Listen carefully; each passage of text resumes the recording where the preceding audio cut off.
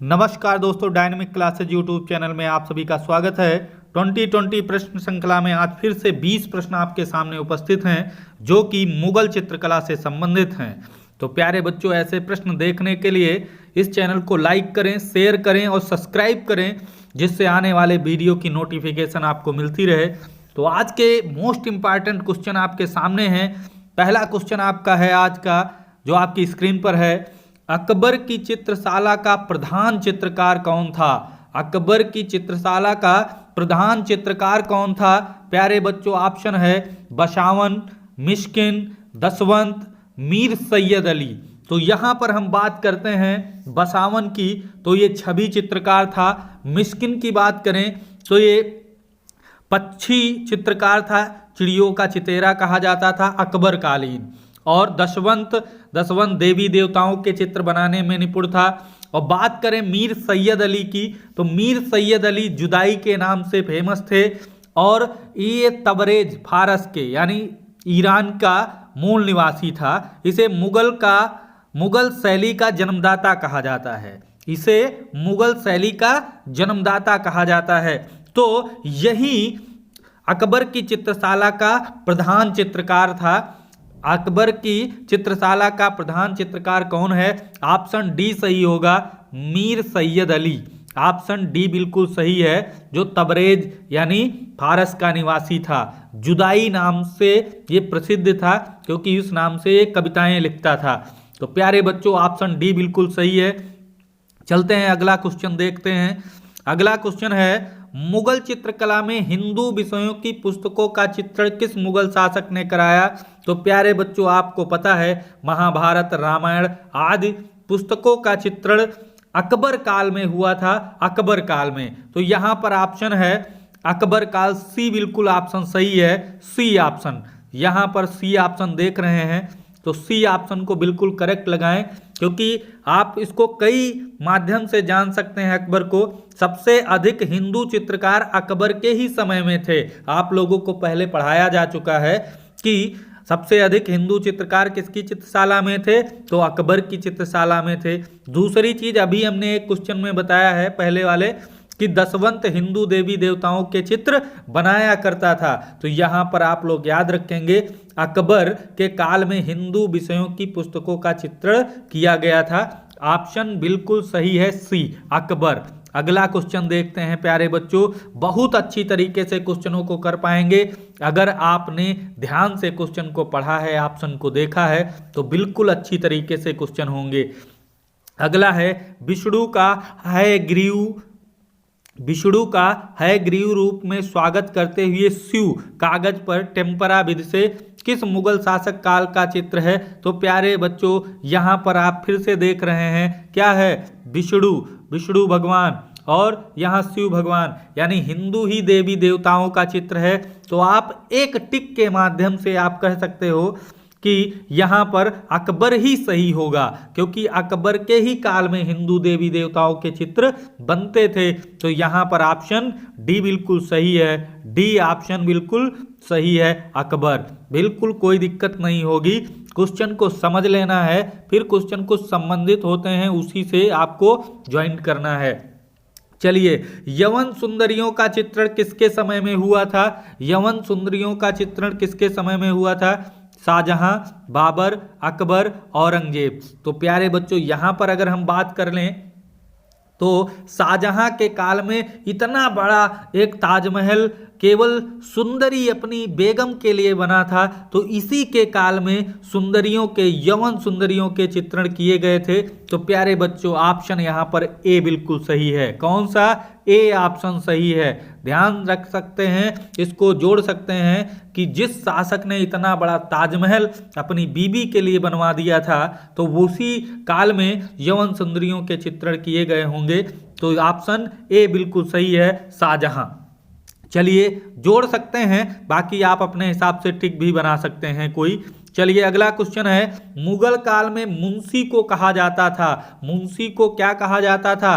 दरोगा, काजबीन, निरीक्षक, इसमें से कोई नहीं। तो प्यारे बच्चों, यहाँ पर दरोगा, निरीक्षक और इसमें से कोई नहीं ऑप्शन तो गलत है। ऑप्शन जो सही है वो काजबीन। काजबीन को कैसे याद रख सकते हैं? पुराने समय में कहा जाता था काम काज, काम काज, और काम काज का ब्यौरा किसके पास रहता है? मुंशी के पास रहता है। किसके पास रहता है? मुंशी के पास। तो प्यारे बच्चों यहां पर कोई दिक्कत नहीं है, काजबीन का कार्य मुंशी का था, तो प्यारे बच्चों मुंशी को काजबीन कहा जाता था।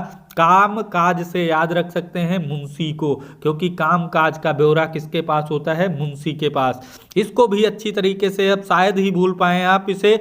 अगला क्वेश्चन देखते हैं, मुगल लघु चित्रकला का उद्भव कब माना जाता है? यानी मुगल लघु चित्रकला का उद्भव कब से माना जाता है? अकबर के समय से माना जाता है। चलिए देखते हैं, दूसरी सदी, बिल्कुल गलत ऑप्शन है। 16वीं सदी, हाँ हो सकता है। अगला ऑप्शन देख लेते हैं, 10वीं सदी, ये गलत है। 13वीं सदी, ये भी गलत है। ऑप्शन बिल्कुल आपका सही है, बी ऑप्शन।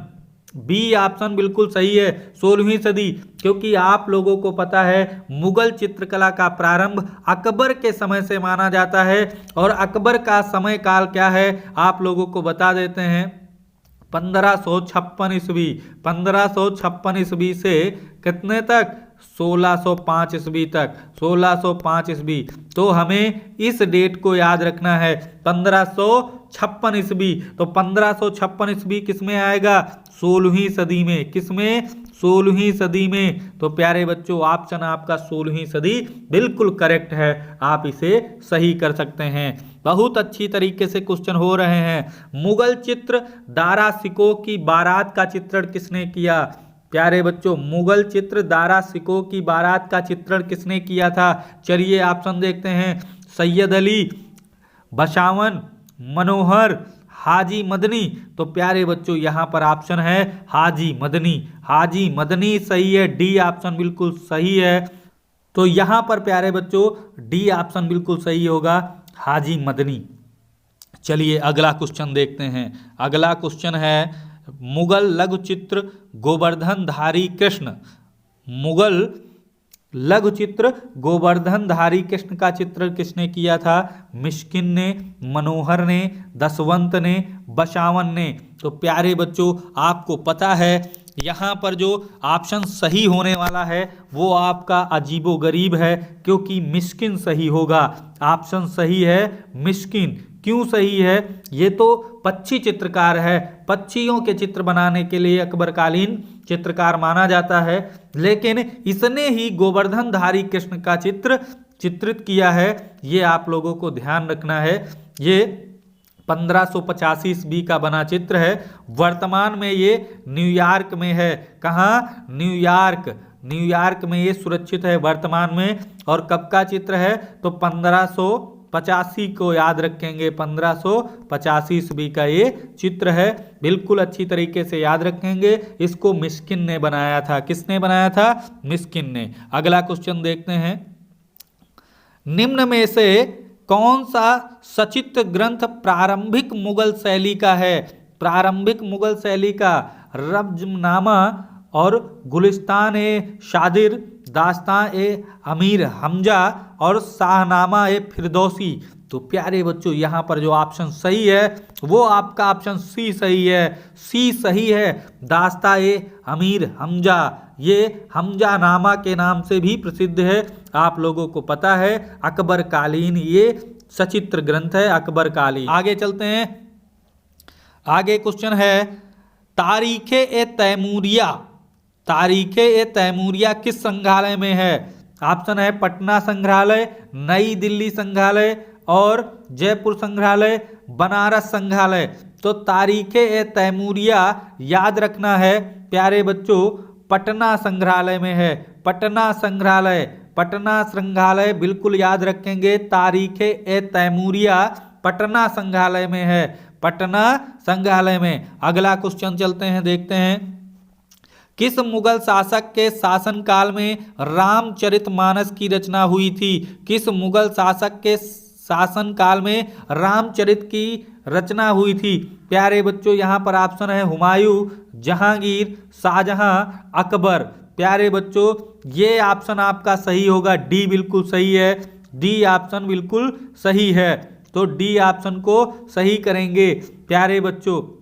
डी ऑप्शन है अकबर काल में माना जाता है रामचरितमानस की। अगला क्वेश्चन देखते हैं। अगला क्वेश्चन है मुगल कला का पैतृक ग्रह कौन सा है? मुगल कला का पैतृक ग्रह कौन सा है? ईरान है, इराक है, भारत है, इसमें से कोई नहीं है। तो पैतृक ग्रह, क्या मुगल वंशी भारत के निवासी थे? नहीं प्यारे बच्चों। तो इनका संबंध, इनका ताल्लुक किससे था? ईरान से था प्यारे बच्चों। मुगल कला का संबंध किससे था? ईरान से। तो प्यारे बच्चों ऑप्शन ए बिल्कुल सही होगा।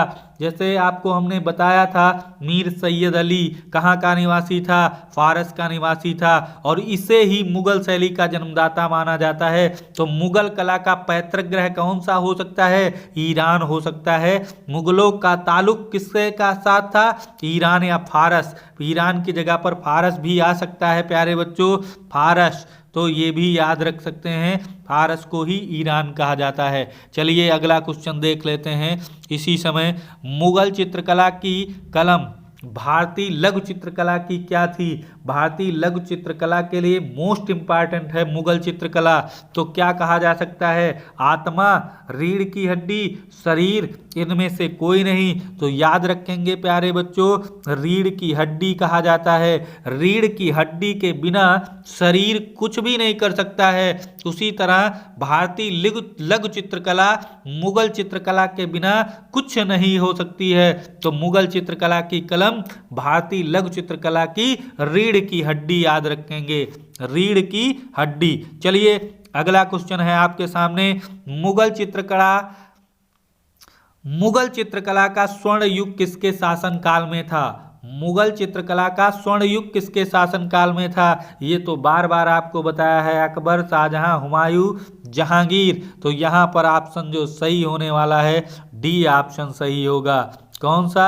D option. कौन सा? D option, Jahangir.